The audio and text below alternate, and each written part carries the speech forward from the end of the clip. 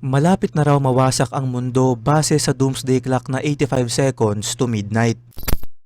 Mga kaibigan, usap-usapan ngayon ng isang metaphor na inilabas ng Bulletin of the Atomic Scientists nito lamang January 27, 2026 kung saan sinabi nilang meron na lamang daw tayong 85 seconds to midnight bago tuluyang masira ang ating mundo. Hindi literal na meron na lang tayong natitirang 85 seconds, kundi ito ay isang simbolikong orasan na ginawa ng mga siyentipiko na kanilang binase sa mga pag-aaral sa mga issue na kasalukuyang nangyayari sa ating mundo ngayon at kinalculate nila ang mga bagay na to at saka sila nagkaroon ng conclusion. Kapag tumama ang orasan sa ating gabi, hindi ibig sabihin sasabog at masisira agad ang ating mundo, kundi simbolo ito ng nuclear war, global climate collapse, at teknolohiyang wala na sa kontrol ng mga tao. Ang tanong ay bakit 85 seconds to midnight na lang? Ito ay dahil sa patuloy na banta ng nuclear weapons, mga digmaang pwedeng lumala ng anumang oras na nangyayari sa iba't ibang bansa ngayon, climate change na lampas na sa mga binigay na babala, AI at cyber warfare na pwedeng magdulot ng kaguluhan at ang mabilis na pagkalat ng iba't ibang sakit.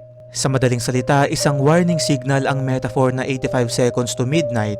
At kung titignang mabuti, pati ang mga lider ng iba't ibang relihiyon ay sumasang-ayon sa mensahe ng Doomsday Clock. Magkaiba man ang paniniwala ng science at religion, iisa lamang ang babala. Kapag ang tao ay naging abusado sa kapangyarihan, kapag pinairal ang digmaan, kasakiman at pagkawasak ng kalikasan, ang wakas ay hindi na simbolo kundi bunga na ng sariling gawa.